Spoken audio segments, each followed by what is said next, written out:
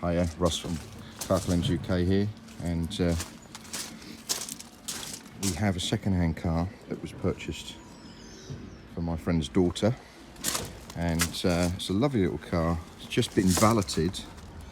Obviously the valeters don't clean the upholstery, so they've given it a general clean really. I think it cost about 15 quid.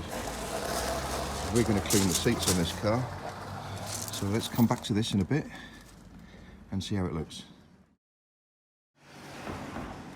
2 hours later, we've deep cleaned these seats. They've also been disinfected. This car apparently had been used for fishing, so there's a lot of mud being brought into the vehicle. So it's important that we don't just flush out that dirt and whatnot. The seats are clean to touch, especially if you're carrying children. Okay, there you go. Another one done.